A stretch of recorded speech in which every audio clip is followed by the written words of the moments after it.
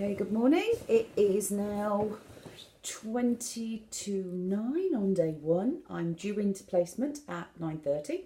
So I've timed the journey and I now know it's going to take me around about half an hour to get there. So I'm going to take you through a few items that so far have been playing on my mind or considerations, and it's going to take you through the journey at the start. The beginning of this, I decided that I had to go through all the same processes that the students did. So at any point where I've tried to cut corners, I forced myself not to. So an example would be collecting a DBS form. So I went to collect a DBS form from First Point, and I walked in and I saw this enormous queue. And I got to be honest, I'm a staff member. I've got a colleague working at the desk who was free. And I ended up thinking, I could just jump the queue and go and join them. But I didn't. I made myself join the back of the queue, and I stood in the queue, and it felt like such a waste of time. So I'm, being really honest, I'm there queuing thinking, why am I doing this? But I managed to hang on there, collected it, and then I thought about why I had to do this. And I thought actually the really important thing is, it's a hoop we have to jump through to prove we're safe in practice. So I'd already made the decision I was not going to claim back, even though I'm covered by work, which I know a lot of you have work DBSs, and it's frustrating having to pay for another one. But I did exactly the same. I decided I wasn't going to put any claims into anything. I was going to pay for the DBS. So again, it's that experience of thinking, well, it is frustrating. And we understand it's frustrating. I was frustrated.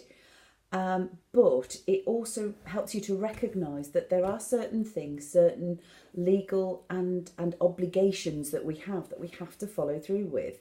So I found myself just calmly stood there, eventually going, okay, this is fine, I have to do this. But let me tell you what I did wrong, okay? Collected the form, took the form into my office, started to complete it, thinking it's a really easy form. Anybody can do one of these forms, so I'm not going to bother doing it in pencil. It was incredibly frustrating, and at one point my colleagues had to take me out for a walk because I was close to tears, because actually the form is a little bit more complicated than you think it is. And I happen to have moved a lot in the last 5 years, and I just put all the wrong dates and the wrong addresses. Not only that, when my husband looked at it to help me, I put a wrong birthday and a wrong wedding day. So the day I got married and changed my name, I got the wrong month. So here's a huge top tip when you're completing any of these forms: do them in pencil first. So I then had to go back the next day, queue again, pick up another form, and they were laughing at me because at the end of the day, the girls behind the counter actually know me, and they thought it was really funny, and they just said, didn't you do it in pencil? I'm like, nope. I didn't. I said everything I'd tell the students to do, I didn't do. So I get that there are some frustrating things we have to do. And so just think about why. When you're actually feeling like this, when you're keeping a diary, I just had to keep a diary and go back and consider, well, it was really frustrating. It was really difficult to have to queue up for half an hour when we're all really busy. It's frustrating to have to fill out forms, and frustrating if you get them wrong as well. So can I suggest that if you find yourself just feeling that the hoops are really hard, just take a moment to think, but also don't disengage. That's what I had to decide to do. Either not cheat and go to the front of the queue, or just the common thing we hear is, I went to First Point, there was a really long queue. There will be, because there are a lot of students who come to the university who've got a lot of hoops to jump through. So please just it's about, perhaps Joe will talk to you a bit more about this, but it is about just being present in that moment and thinking, I have to queue, but what's my purpose in doing this?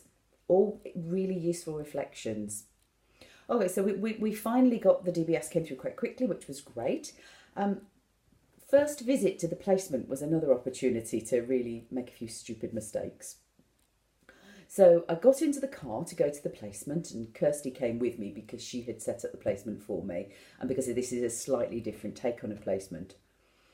And I was driving, and I was going to the wrong place because I actually hadn't checked, and I didn't know the difference between Rushmore and Rushwick, which is a really big difference in the city of Worcester because it's the opposite side. So Kirsty was giving me instructions, and I'm like, where are we going? So please check out where your placement is. do a trial visit, do a trial drive, catch a bus and listen to some music on the headphones while you just make sure that you know how long it takes to get to your placement. If you're going to drive, think about parking. Is there parking there? And those really little things that for your first day in placement, I'm really glad I've done that before I head off this morning. And effectively looking at the clock, I've got about 10 more minutes and then I need to be getting in the car to travel. So those are kind of my journey leading up to this morning. So as I'm sure you know, because we've talked quite openly about it, I'm quite nervous about going on placement. I have spent a long time in the classroom. I'm an experienced lecturer. I'm an experienced academic. I've never been out on placement. I held a job for 20 years while the children were little, and I loved my job, but it really wasn't this kind of work. So this is a whole new area for me. So I've been trying to think about what I'm nervous about. And initially, the more I thought about it, the more I thought, well, actually, my initial nerves about going to placement are, I haven't got the experience, I won't know what I'm doing. But actually, I'm okay with that. As I've thought through, we covered this a little bit last night.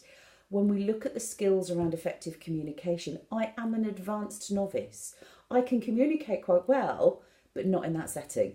So I know I've got some skills to bring. So that was actually quite encouraging to think I'm new, but I've got some skills to bring. So that was okay.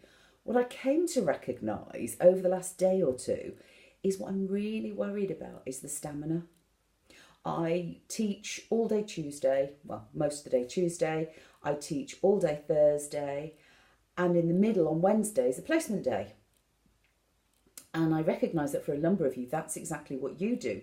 You have to do placement and you have to do coming to university, and then you probably go back to work. And for me, it's that concern about my stamina. But actually at this point, I'm thinking I have no choice. So what I'm going to have to do is think about what can I put in place so that I manage to do my day job, my additional responsibilities at work, and do placement and do it well. So for me, it's simple things like making sure that perhaps over this time I make my evenings a little bit quieter. So no, maybe not going out every night for me. I go out every night, but cutting down on some of the things I do, but equally keeping up with the things that I really enjoy.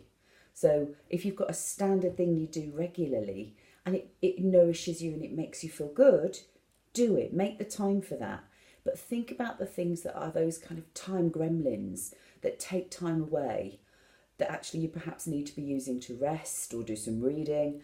So that for me is, I'm aware of that. So I'm going to share with you as it carries on how tired I get, because actually it's a new job. It's standing up all day. That's not something I've done since I used to work 10 years ago. So I'm aware that I've had to think about what I put on my feet. What am I going to wear so that I can actually stand up all day? I don't want having sore feet or feeling tired to get in the way of getting the most out of placement. So again, so sharing with you that is my concern at this point, is the fact that I know that I've got to, my sister has a great phrase, she calls it, you get fit for the job you do. So your fitness level fits the job you do often. So, and the theory is it takes about 6 weeks. So let's keep an eye on this and see if 6 weeks does it. So currently my concern is I now have to get fit quite quickly for effectively increasing my workload to 3 full days of standing, working, on top of all the academic work I do and the research work I do. So I would say to you at this point, I'm excited. I'm heading off to placement.